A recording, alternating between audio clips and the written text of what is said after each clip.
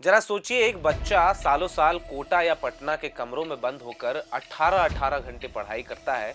माता पिता अपनी मेहनत की कमाई या जीवन भर की पूंजी लगा देते हैं कि बेटा या बेटी नीट क्लियर करके डॉक्टर बनेगा। लेकिन जब काउंसलिंग का नतीजा आता है तो पता चलता है कि किसी और ने फर्जी जाति प्रमाण पत्र, फर्जी ईडब्ल्यूएस या फर्जी डोमिसाइल बनाकर वो सीट झटक ली। हैरान मत होइए, क्योंकि ये कोई काल्पनिक कहानी नहीं है। ये सच है। झारखंड के सबसे प्रतिष्ठित सरकारी medical college RIMS Ranchi, Dhanbad के एसएनएमएमसीएच, दुमका के पीजेएमसीएच और हजारीबाग के एसबीएमसीएच का एक ऐसा खेल जहां फर्जी कागजातों के दम पर एमबीबीएस प्रथम वर्ष में दाखिला ले लिया गया। कोई फर्जी एसटी सर्टिफिकेट बनाकर आदिवासी कोटे की सीट खा गया, कोई फर्जी ईडब्ल्यूएस बनाया तो कोई फर्जी ओबीसी बनाकर डॉक्टर बनने चला गया था। लेकिन कहते हैं ना कि झूठ की बुनियाद पर बनी इमारत ज्यादा दिन तक नहीं टिकती। जब शिकायतें हुई, जांच बैठी, जिलों के डीसी ने रिपोर्ट भेजी, तो एक एक करके इन कागजी डॉक्टरों के एडमिशन रद्द होने लगे और अब मामले की कमान सीआईडी के हाथों में है। आज के इस वीडियो में हम परत दर परत समझते हैं कि कैसे हुआ ये फर्जीवाड़ा, कौन कौन से कॉलेज शामिल हैं और कैसे क्लर्क से लेकर वेरिफिकेशन अफसरों की भूमिका संदिग्ध पाई गई है। इस वीडियो में अंत तक बने रहिए, क्योंकि यह देश के स्वास्थ्य व्यवस्था और लाखों मेहनती छात्रों के भविष्य से जुड़ा मामला है। नमस्कार, मैं हूं विकास और आप देख रहे हैं अर्नाव। कहानी की शुरुआत होती है वर्ष 2025-26 के मेडिकल एडमिशन सत्र से। धनबाद के शहीद निर्मल महतो मेडिकल कॉलेज यानी एसएनएमएमसीएच में काउंसलिंग के बाद एक छात्रा एडमिशन लेने पहुंचती है। छात्रा का दाखिला एसटी यानी अनुसूचित जनजाति कोटे के तहत हुआ था। लेकिन जब वेरिफिकेशन टीम ने छात्रा का सरनेम देखा, जो कि दत्ता था, तो अधिकारियों के मन में खटका, क्योंकि दत्ता सरनेम आमतौर पर जनजातीय श्रेणी में नहीं आता।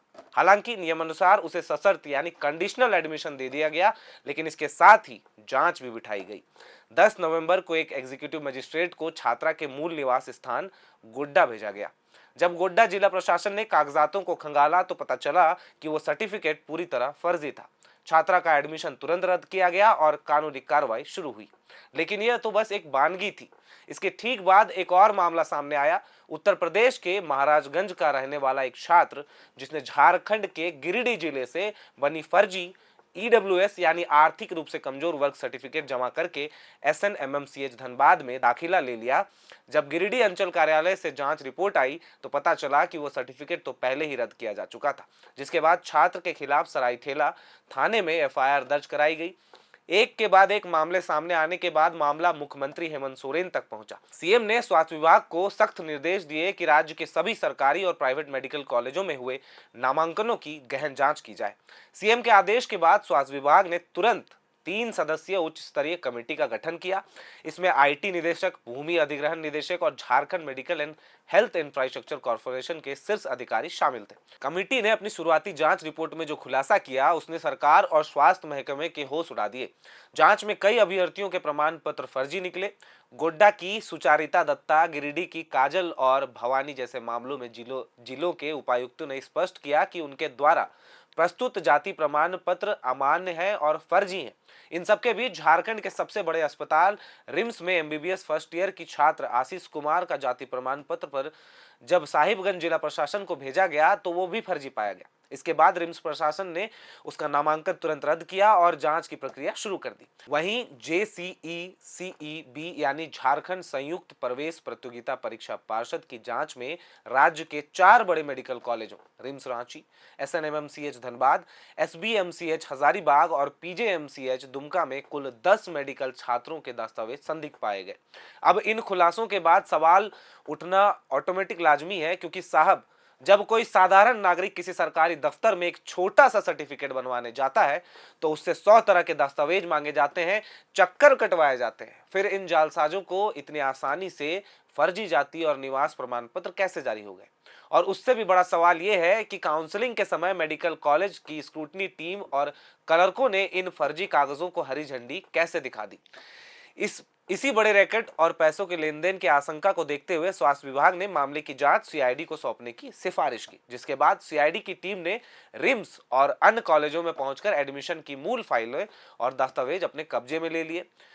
अब इन सब के बीच जांच की सुई उन कर्मचारियों और अधिकारियों पर है जो वेरिफिकेशन डेस्क पर बैठे थे। सीआईडी ये पता लगा रही है कि क्या ये महज लापरवाही थी या इसके पीछे कोई एक बड़ा इंटर स्टेट सिंडिकेट काम कर रहा है जो लाखों रुपए लेकर फर्जी सर्टिफिकेट सप्लाई करता था। सूत्रों की माने तो सीआईडी जल्द ही इस मामले में औपचारिक एफआईआर दर्ज कर कई लोगों को समन भेजने वाली है। दोस्तों, जानते हैं इस पूरे फर्जीवाड़े का सबसे दुखद पहलू यह है कि जब कोई फर्जी छात्र आरक्षित या ईडब्ल्यूएस कोटे की सीट झटक लेता है तो इसका सीधा नुकसान उस योग्य और गरीब छात्र का होता है जो दिन रात एक करके कट ऑफ के करीब पहुंचता था। यदि समय रहते ये फर्जी दाखिले पकड़ में ना आते तो 5 साल बाद यही लोग फर्जी बुनियाद पर डिग्री लेकर किसी अस्पताल में मरीजों का इलाज कर रहे होते। सोचिए ये स्थिति कितनी भयानक होती। हालांकि राज्य सरकार ने केंद्र सरकार को भी पत्र लिखकर मांग की है कि ऐसे खारिज हुए दाखिलों के कारण खाली हुई सीटों को स्टे राउंड काउंसलिंग के जरिए योग्य अभ्यर्थियों से भरा जाए ताकि किसी प्रतिभावान छात्र का साल बर्बाद ना हो। झारखंड के मेडिकल कॉलेजों में फर्जीवाड़ा करने वाले इन छात्रों पर दाखिला रद्द होने के साथ साथ धोखाधड़ी और आईपीसी और बीएनएस की संगीन धाराओं के तहत आपराधिक मामले भी दर्ज किए जा रहे हैं। लेकिन यह मामला सिर्फ 2-4 छात्रों को कॉलेज से निकालने भर का नहीं है। यह सबक है उन तमाम दलालों और फर्जीवाड़ा करने वाले सिंडिकेट के लिए कि अब जांच एजेंसियां तकनीक और डिजिटल वेरिफिकेशन के जरिए सीधे तय तक पहुंच रही है। आपकी इस पूरे मामले को लेकर क्या राय है? क्या आपको लगता है कि मेडिकल काउंसलिंग के समय डॉक्यूमेंट वेरिफिकेशन की प्रक्रिया को और ज्यादा सख्त और डिजिटल बनाया जाना चाहिए? हमें नीचे कमेंट बॉक्स में लिखकर अपनी राय जरूर बताएं। और अगर आपको ये विस्तृत और फैक्चुअल रिपोर्ट पसंद आई हो तो इस वीडियो को शेयर करके अन्य नीट एस्पिरेंट्स तक जरूर पहुंचाएं। वीडियो को लाइक करें और शेयर करें और एयर नाउ के पेज को सब्सक्राइब करना ना भूलें। FRP pressure vessels are made using fiber reinforced plastic, a powerful combination of high strength glass fibers and corrosion resistant resin. At Duraplast, we manufacture these vessels using advanced filament winding technology. Layer by layer, resin coated glass fibers are precisely wound over a rotating mold, creating a structure that is lightweight, high strength, and built to handle pressure. The result? Superior corrosion resistance, longer lifespan, lower maintenance costs for industries that demand performance without compromise. For customized FRP pressure vessel solutions,